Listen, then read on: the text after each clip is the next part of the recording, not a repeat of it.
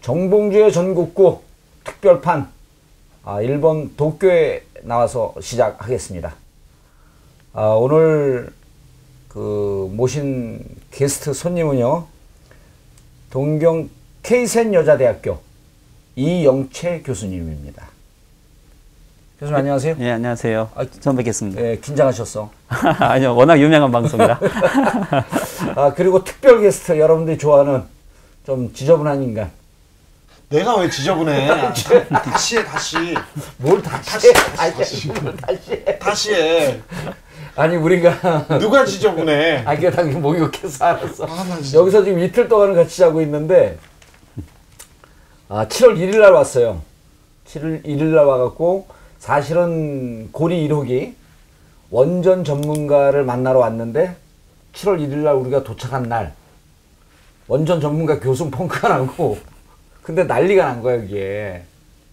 당시 얘기야, 난리가 난 거를. 그러게요. 7월 1일 날, 총리관저, 아베 신조 총리관저 앞에서 데모가 있는데, 일본은 데모를 그렇게 많이 하는, 썩 좋아하는 민족은 아닙니다.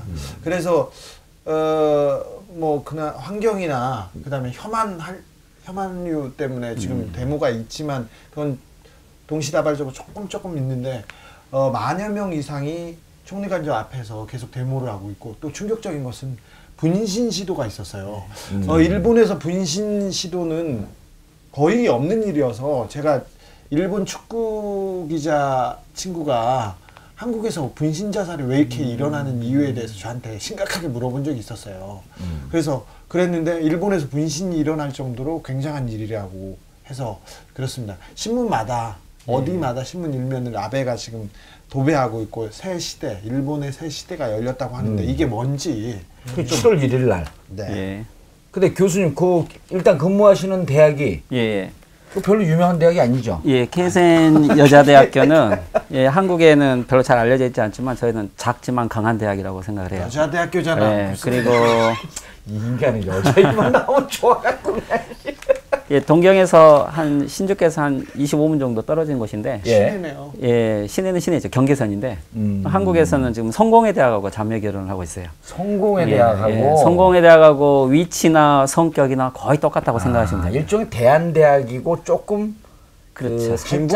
살짝 빨간 거를 가리키는 진보적 의식 있는 대학. 의식 있는 대학. 조희연 교육감을 배출한. 그렇지, 배출한. 이재정 교육감을 배출한. 그렇죠.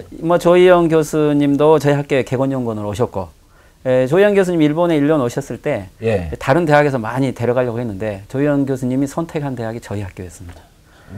그것은 조희연 교수 일본에 있을 때 너하고 같이 오셨어요. 예. 조희연 교수님이 뭘 줄은 알아요? 그렇죠. 무슨 이야기만 하면 항상 노트북 꺼내서 막 이렇게 기록을 하세요. 너무 많이 적어요, 그러니까. 근데 아마 여기 와서 많이 공부를 하셔서 아마 교육감 되는데 도움이 되셨는지 모르겠습니다. 술집을 두 분이서 가시진 않으셨나요? 가지는 않으세요.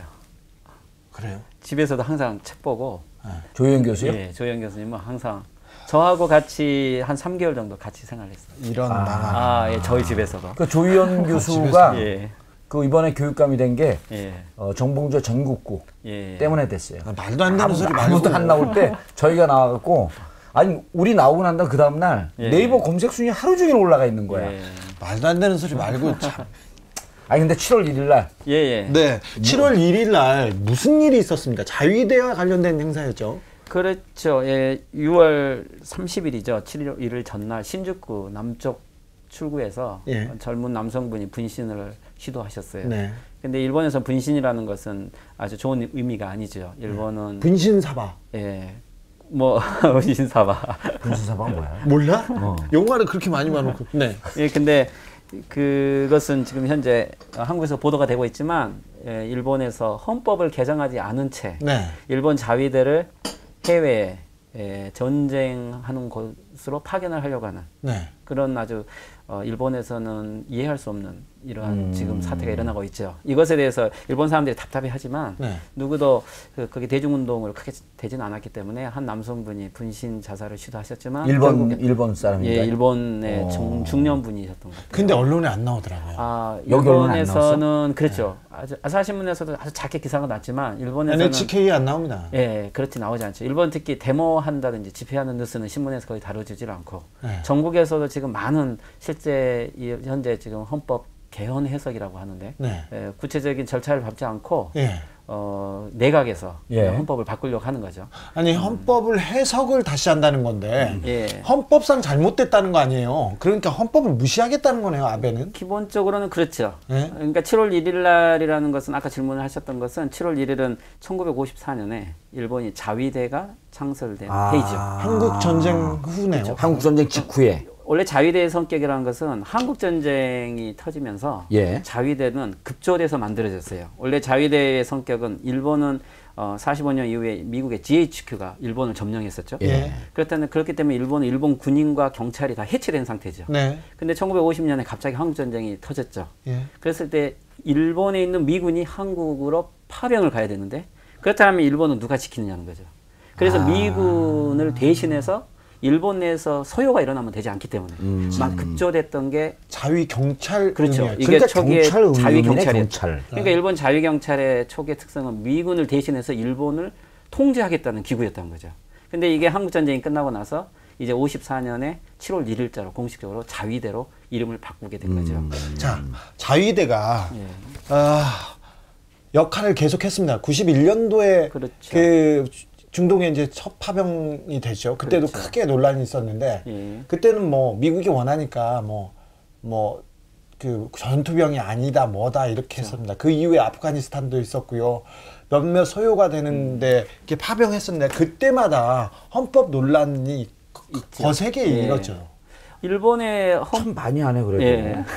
주진우 기자는 많이 아니 아세요. 기자 맞네 이거 진짜 막 진짜. 빨리 그러니까 일본의 시간 예. 많아 좀 천천히 해. 그러세요? 시간 없어요. 교수님 지금 오늘 지금 한국 들어가야 되거든요. 천천히 했는데 비행기 못 타게 천천히. 네.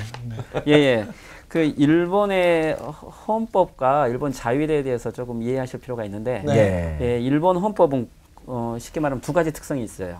그것은 선에는 일본의 천황이 일본의 모든 국체의 중심이었죠. 예. 근데 일본의 천황을 신에서 사람으로 떨어뜨렸죠. 그래서 상징 천황제. 천황은 더 이상 힘을 갖지 않고 상징적인 존재다. 이게 일본 헌법의 특성이죠. 그리고 또 하나 일본 헌법의 특성은 구조를 가지고 있죠. 헌법 구조. 헌법 구조는 첫째, 일본은 절대 전쟁을 하지 않는다. 네. 둘째, 일체의 무력을 갖지 않는다. 예. 셋째, 적이 공격을 해도 교전하지 않는다. 그러니까 이것은 말하면 칸트의 영구 평화론에 그렇죠. 입각한 정도로 굉장히 철학적이네요. 일본은, 예, 철학적인 아주 좋은 헌법을 가지고 있는 거죠. 그게 예. 일본 지식인의 예. 자존심이었어요. 어찌 보면. 근데 이제 이 헌법은 예. 실질적으로 아주 좋은 헌법인데 일본 내에서는 이게 헌법이 만들어지는 과정에 원래 일본의 전전 세력들은 솔직히 말하면은 이런 평화 헌법을 만들려는 생각이 없었어요. 네. 그들은 헌법 초안을 내놨을 때 천황이 그대로 다시 상징의 중심이었고 여성들에게는 선거권도 주지 않았고 그러면 전전의 일본의 메이지 헌법, 제국 헌법과 전혀 다르지 않은 헌법을 가져온 거죠. 네. 이것을 메가더가 당시 보고 이대로는 안 되겠다 싶어서 미국이 여기에 새로운 헌법안을 초안을 내놨고 2차 세계대전 이후에 47년에 일본 헌법이 만들어지는 과정이죠. 예. 그래서 결국에는 미국에 물론 메가더 안이 나왔지만 이것은 또한 일본 사람들이 그 평화 헌법의 기본 틀을 전체 국민들에게 제안을 했고 국민들은 이 미국의 일본의 전전의 군국 세력들이 아닌 새로운 평화 헌법안을 일본인들이 동의했기 때문에 이것은 일본인들이 만든 헌법이죠. 사실 예.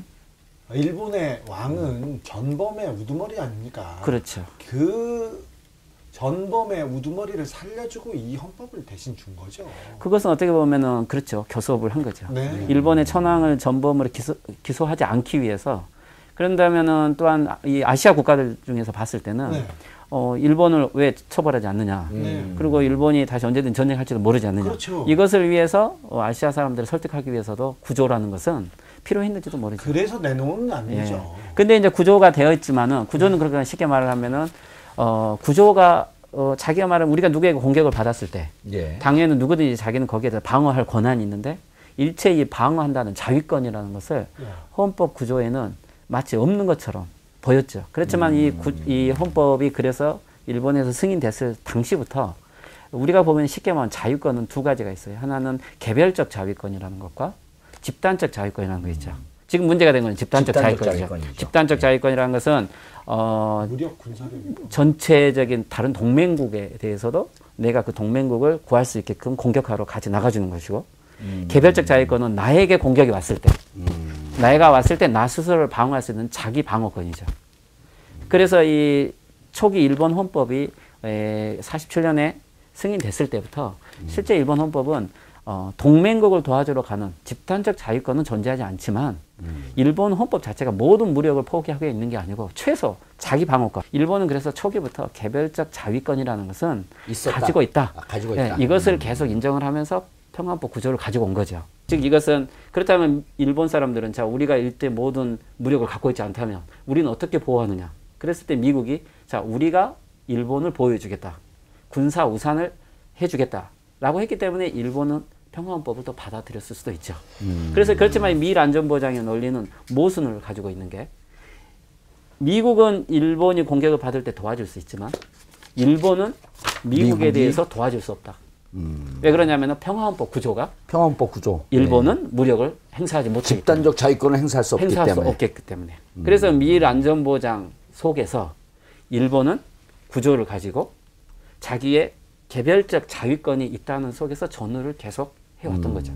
그렇지만 이번에 지금 문제가 되죠. 7월 1일 날 뭔 짓을 한 거예요? 그렇죠. 7월 1일 날 그래서 이제 일본은 지금까지 적이 우리를 공격해 올 때만 우리가 최소 방어를 할 수 있다는 그것을 우리가 전문 용어로 전수방위라고 하죠. 지키는 것을 전제로 하는 방위권이었던 거죠. 예. 근데 7월 1일 날 이제 이것을 바꿔서 우리의 동맹국인 미국이 공격을 받았을 때 또는 미국하고 다른 지역에 가서 전쟁을 하고 있을 때 우리의 동맹국이 공격을 받았을 때 일본은 거기에 지원을 할 수 있다.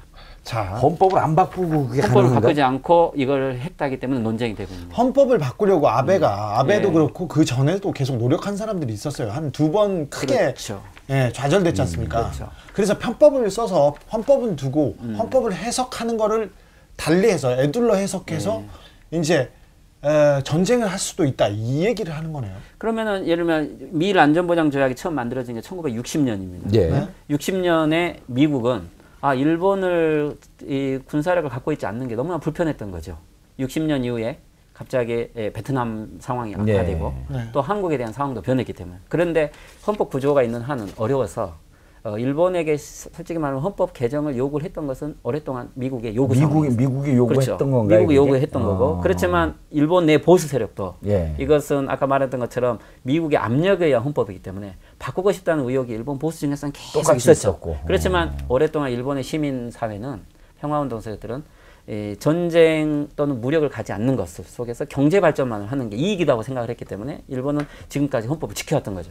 거기에 등장했던 게 아베 내각이 2000년도 중반에 등장을 하죠. 결국 잘못된 정책으로 아베 1차 내각은 실패하고 그만뒀죠. 네. 자, 2차 2차 내각이 2012년에 등장을 해서 지금 문제가 되었던 거죠. 아베는 생각을 좀 바꿨어요.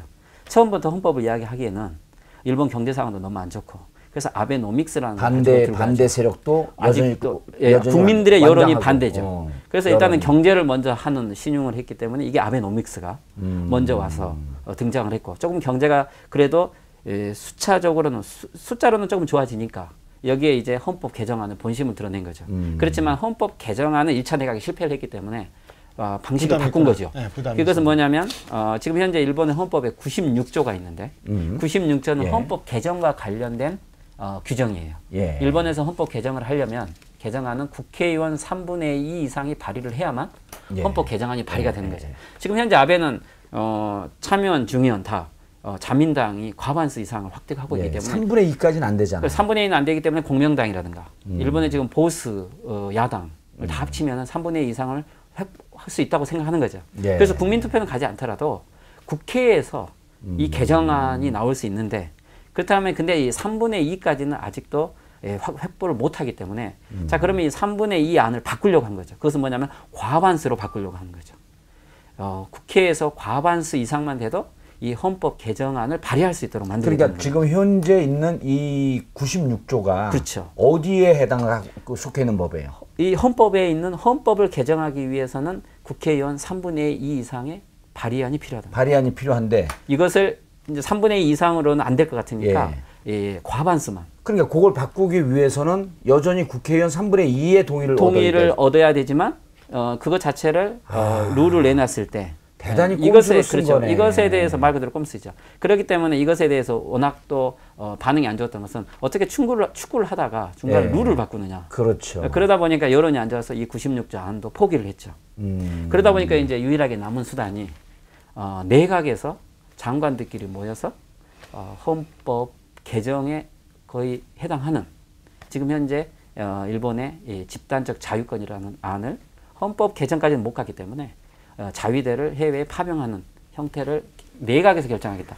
아니 그게 가능한가? 이게 법을 나온 바꾸지 거죠. 않고? 법을 바꾸지 않고 그렇죠. 어떻게 가능하지 그게? 내각에서 결정을 하겠다는 것도 그래서 이제 이것은 일본 내에서도 지금 입헌주의를 가지고 있는 일본 사회 내에서는 논쟁이 많은 겁니다. 어떻게 국회 결의도 없이 법을 무시하고 헌법도 개정하지 않고 어떻게 헌법이 제한하고 있는 헌법이 제한하고 있는 내용을 내각에서 바꾸려고 내각 하느냐. 결정만으로 할 수 있느냐. 이것은 여러 가지 쉽게 말하면 우리나라 헌법을 대통령 선거제가 되어 있는데 내각에서 박근혜 대통령 이후에 내각에서 그냥 결정을 해서 간선제로 바꾸겠다. 장관 내각이라고 하는 것은 장관들이 몇 명 모여서 간선으로 바꾸겠다. 이런 거나 다를 바가 없는 결정을 한 거죠. 그렇지만 이제 이 아베 내각도 바보가 아닌 게 이 내각 결정이 갖고 있는 효력이 헌법의 지금 현재 이념, 즉 개별적 자위권을 일본은 가지고 있고 그리고 또 일본의 헌법에서는 집단적 자위권에는 지금 제한을 하고 있지만 몇 가지 조건에 한해서 이 집단적 자위권을 행사할 수 있는 것이 현재 일본 헌법 전문에는 보장되어 있다. 즉 그것은 뭐냐면 일본의 국민의 생명이 위협되고 있다든지 즉각적인 위협이 있다든지 이런 부분이 있는 몇 가지 새로운 조건 속에서 일본은 집단적 자유권도 보장할 수 있다라는 해석을 해버린 거죠. 교수님, 일본이 수많은 전쟁의 역사가 있었습니다. 그렇죠. 사실은 일본은 평화헌법을 가져도 되는 것이 일본까지는 안 왔지 않습니까? 한국도 안 오고 중국도 안 오고 그렇죠. 미국에서 왔습니까? 그러지 않았습니다. 근데 이 친구들이 진주만 갈 때도 그랬고 저기 한국 올 때도 그렇고 중국 본토로 갔을 때도 명분이 그런 거 아니었습니까? 거기에 있는 거기에 있는 일본 사람들. 그렇죠. 거기 있는 일본 사람들을 구하려 간다. 거기에 있는 뭐 우리의 그 재산을 보호하러 간다. 아니면 뭐 중국 본토로 가려니까 길을 비켜라. 그리고 그렇죠. 저기서 중국에서 우리를 치려고 하기 때문에 중국을 갖고 전쟁을 해야 된다. 그래서 니네들은 뭐 이런 길을 비켜줘라. 이게 말도 안 되는 명분을 가지고 자위권이라고 얘기를 하면서 전쟁을 일으켰던 역사를 가지고 있지 않습니까? 그렇죠. 세계대전도 이렇게 일으킨 거 아닙니까? 참전한 것도. 아니 그렇죠. 이제 근데 이게 이해가 안 되는 게 이제 여기 우리 주진우 기자는 또 이제 훌륭한 기자이지만 국회의원 안 해봤잖아요, 여기는. 그렇죠. 그러니까 이제 지금 난 답답한 게 어떻게 법을 개정하지 않고 헌법의 정신을 바꾸는 헌법에 규정된 걸 바꾸는 걸 내각에서 결정할 수 있고 국민들이 이 부분에 대해서 동의를 하는 거예요? 그러니까 어떻게 돼? 뭘 하자는 거야? 읽어봤어, 그거를? 전 봤는데 제가 좋아하는 오에이 겐자부로 선생은 절대 반대하고 계세요. 반대하죠. 그러니까 이게 이해를 못 하겠는데 대의제 민주주의의 한계점이기도 하는 게 이게 파시즘이죠. 그렇죠? 이 선거에 의해서 아베 정권이 당선이 됐지만 실질적으로는 전체 국민의 과반 이상을 획득한 건 아니고 대의제 민주주의에서 어쨌든 소선거구제에서 한 명이라도 당선되면 다수가 되는 거니까 이 구조를 가지고 마치 국민들이 모든 권한을 다 부여한 것처럼 그러한 권한을 일방적으로 행사하고 있는 거죠. 아니 그러니까 이게 예를 들어서 아베 정권이 예를 들어 같은 자민당 내에서도 아베가 물러나고 그렇죠. 다른 사람이 총리가 됐을 때 그분이 이게 헌법적으로 법적으로 보장되어 있는 게 아니기 때문에 그 내각에서 이걸 계속 유지할 수 있다라고 하는 거를 어떻게 담보를 하죠? 내각 이후에도? 그렇지만 내각 결정은 그 나름대로 효력이 있는 게 일단 내각 결정은 어떤 하나의 방침이라고 생각하는 게 더 법으로 좋죠. 따지면 법 아래 시행령쯤 되는 거 정도죠. 그래서 이번에 물론 결정은 했지만 일본이 그렇다고 해서 7월 1일자로 이 내각 결정으로 집단적 자유권을 인정했다고 하지만 7월 2일자부터 일본이 곧 집단적 자유권을 행사할 수 있느냐 하면 그렇진 않아요. 그걸 위해서는 지금 여러 가지 법령들이 필요한 거죠. 법령들도 필요하고 다른 법 개정도 필요하고 나중에 헌법 개정까지 갈 수도 있겠지만 계속 절차가 필요할 거 아닙니까? 하지만 이게 갖는 의미가 안전핀이 뽑혔다는 거 아니에요. 전쟁이나 전쟁 억제 안전핀이 여기서 뽑혔습니다. 굉장히 그렇죠. 예, 방향을 잡아서 아예 가버렸어요. 그래서 이것은 효력이 없지도 않고 있지도 않다고 하는 것은 우리가 이것은 어떻게 보면 일본의 아베도 예. 저희 사회당이라든지 일본의 야당 세력들의 방식을 도용한 건데 무라야마 다마라고는 들어보셨죠? 네네. 그죠? 예. 무라야마 다마는 일본의 내각에서 처음으로 공식적으로 역사 사죄를 한 문서로 남긴 거죠. 예. 그렇지만 이 무라야마 다마도 원래는 국회에서 결의를 했어야 되는 문제죠. 아시아에 대해서 전쟁에 대해서 공식적으로 사죄를 했다고 한다면 국회 결의를 했어야 되지만 당시에 국회에서는 이게 결의가 안 되기 때문에 무라야마 내각 결의를 한 거죠. 그래서 내각 결의를 했던 것이 나름대로 지금도 일본 이 아베 수상이 코노다마 네, 위안부 결정을 코노다마. 했던 코노다마에 대해서는 문제를 걸고 넘어지지만 네네. 무라야마 내각의 결정에 대해서는 다마에 대해서는 문제 제기를 하지 않지 않습니까? 그것은 뭐냐면 내각 결의라는 게 그만큼 전체 정부의 어떤 정책 연장선에서 거부하기가 쉽지 않다는 거죠. 그렇지만 코노다마는 위안부 문제에 대해서 관방장관의 담화이기 때문에 내각 결의 사항이 아니어서 이것들은 뒤집을 수 있다고 생각을 하는 거죠.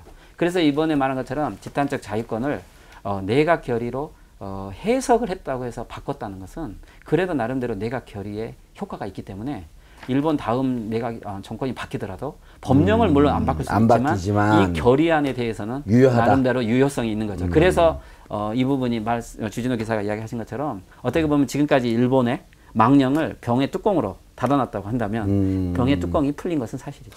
그렇게 전쟁이 시작되는 거 아닙니까? 그렇죠. 우리가 일본의 법령이나 헌법에 대해서 잘 알지는 못하지만 그렇죠. 고노다마, 무라야마 다마 들어서 알고 있지 않습니까? 근데 이번에 아베 다마 같은 이런 선언은 다마야 뭐예요 이번에는? 그러니까 이것은 내각 결의죠. 내각 결의. 아베의 무라야마 다마와 동등한 내각 결의가 되는 거죠.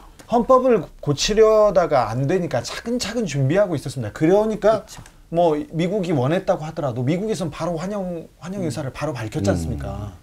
근데 우리의 대응이 우리 정부도 일본이 저쪽으로 가겠다. 특별히 전쟁에 대해서, 특별히 자위권에 대해서는 이쪽 방향으로 계속 가는 걸 보고 있었는데 왜 우리 정부는 아무런 대응을 하지 않고 있을까요? 교수님이 그걸 어떻게 알아? 그래서 여기서 원리 보면 알지. 일단 두 가지로 생각을 해보면 네. 우리는 반일 감정으로 일본을 보고 있지만 네. 만약에 이 미일 한국 네. 군사 동맹이라는 입장에서 생각을 하면 네. 일본의 안전한 군사 활동이라는 것은 네. 어떻게 되면은 미국이나 한국의 네. 방공 보수라는 입장에서 봤을 때는 공통의 이익이 있는지도 몰라요. 예를 들면 반일이라는 감정보다 반공산주의라는 중국이라든지 북한에 대한 대응을 생각을 하게 된다면 중국이 지금 급격하게 대두했고 미국의 힘은 약해졌고 약해지고. 자 그렇다면 동아시아에 이 한국의 힘만으로 대응하지 못한다고 했을 때 솔직한 본심을 물어보고 싶은 거죠. 그렇다면은 이것은 어떻게 보면은 물론 일본이 이 한반도 상황에 개입을 하기 위해서는 조건이 한국 정부가 동의하지 않는 한은 한반도 상황에 개입하지 못한다라는 전제 조건이 지금도 있지만 일본의 군사적인 정상화라는 것은 지난번 이명박 대통령 때도 한국과 일본이 군사정보 협정을 맺으려고 그렇죠. 하지 않습니까? 예. 이번에 맺었죠. 박근혜도 그렇죠. 재추진하려고 계속 이것은 노력하고 지금 있습니다. 일단은 이 한미일 군사동맹의 동등한 수준으로 가기는 어렵지만 미국의 입장에서는 한일 관계, 미일 관계를 해왔던 정보 협정이 이제는 앞으로는 공동의 훈련이 만약 된다고 한다면 일본과 한국의 신뢰가 없는 한은 미국의 이 한미일 동시 군사작전은 어렵다는 전제가 있죠. 아니 이런 식으로 하는데 어떻게 신뢰가 생겨요? 그렇죠. 그래서 어떻게 교수님, 보면은 근데 이제 그 문제는 뭐냐 하면 아니 잠깐만 하나만 내가 하나만 더 여기서 한 발 더 나가야 돼. 아니 그래서요. 박근혜 정부 이명박 정부도 그랬지만 박근혜 정부가 한일 군사 정보 보호 협정이 있지 않습니까? 그렇죠. 계속 재추진하려고 노력하고 있었지 않습니까? 어찌 보면 이 아베의 움직임을 박근혜 정부나 우리 정부도 원하는 거 아닙니까? 한일 간이라는 것은 또 역사 문제와 영토 문제 여러 가지 미묘한 관계가 있기 때문에 지금처럼 어떤 프로세스를 밟지 않는 상태에서 일본이 군사 대국화로 온다는 것은 한국에게도 큰 부담이죠. 그래서 일본하고 한국 관계에서는 아베하고 박근혜 정권이 원래는 신뢰 회복을 했으면 훨씬 더 여러 소프트한 이런 관계가 됐을지 모르지만 근데 지금 가장 큰 이 한미일 군사동맹 관계의 가장 큰 지금 약점거리가 한일 관계가 제대로 좋은 풀리고 거죠. 있지 않다는 예. 거죠. 그래서 문창극 시키려고 그러나? 아니 근데 이 보세요. 이제 한미일 삼각 군사 동맹인데 예. 미국에서는 이미 미국이 경제적인 문제로도 예. 군사력을 더 강화할 수 있는 그런 경제적 여력이 없다는 거 아니에요. 그래서 특별히 아시아 여기에서 특히 여기에서 일본이 역할을 좀 해줬으면 좋겠는데 중국은 계속 이제 그 강성대국으로 가고 있고 예. 일본이 좀 역할을 해줬으면 좋겠는데 하면서 한미일 삼각 그 군사 동맹을 만들어야 되는데 한국과 일본이 맨날 싸우고 있잖아요. 그렇죠. 그런데 이번에 집단적 자위권이라고 하는 것을 통해 갖고 이쪽에서 일본이 역할을 하면 미국이 그만큼 그 빠져나올 수가 있는 거 아니에요. 그렇죠. 여기서. 그 이제 저희는 궁금한 게 이런 거예요. 한미일 군사 동맹 때문에 미국의 요청으로 집단적 자위권을 내각 선언을 해도 내각 결정을 해도 사실은 박근혜 대통령 이 박근혜 정부는 미국과 밀접한 관계가 있으니까 입장을 표명할 수 없는 그런 상황일 거란 말이에요. 예. 그런데 문제는 그럼 집단적 자위권의 1차적 대상이 중국도 아니고 북한도 아니고 바로 앞에 코앞에 있는 이 남쪽인데 대한민국인데 우리 국민의 감정이 일본이 집단적 자위권을 통해서 일본 자위대가 한국에 들어온다라고 하는 것에 대해서는 목숨을 걸고 반대하는 거 아니에요. 그렇죠. 근데 이런 걸 바라보는 우리 박근혜 대통령의 입장이 맹숭맹숭하게 아무런 입장을 취하지 않고 이건 이명박이 독도 문제 얘기할 때 지금은 때가 아니다 기다려달라 이거보다 더 심한 거 아니에요 이게? 그냥 들어와라 이게 지금 조금 문을 열어준 거 아닌가? 몇 가지 조금 전제로 이해를 할게. 예. 미국은 정말로 일본의 집단적 자위권을 환영하고 있는가? 예를 들면 환영한다고 너무 표현했잖아. 이건 지금 제가 신문을 가지고 있는 게 예. 아베 수상이 어제 이야기를 했던 예. 이 내각 결정한 전문이에요.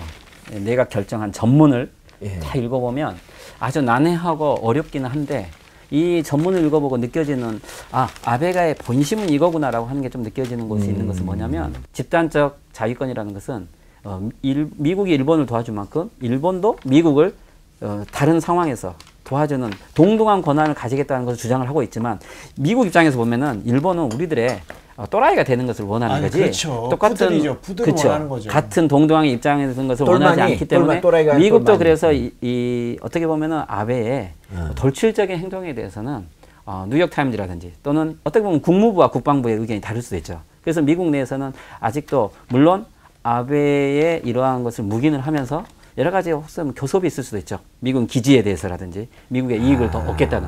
일단은 그래서 미국은 애매한 입장이 있는 건 사실이고 그 환영이라는 여러 말 속에는 복합적인 의미가 있다고 봐요. 자, 그런데 방금 말씀하신 박근혜 정권에 있어서 그렇다면 지금 아베 정권의 집단적 자유권은 메리트인가 디메리트인가 이것은 물론 박근혜 대통령에게 직접 물어봐야 되겠지만 한국에도 실질적으로 이 일본의 집단적 자유권은 아직 우리가 감당하지 못하는 그리고 일본에게 역사 문제와 위안부 문제라든지 여러 가지 있는 상황에서는 용납하기 어렵지만 예. 자 만약에 역사 문제가 해결되면 그렇다면 우리는 일본의 집단적 자유권을 용납할 수도 있다라는 이러한 정책 변화도 바뀔 수도 있는 거겠죠.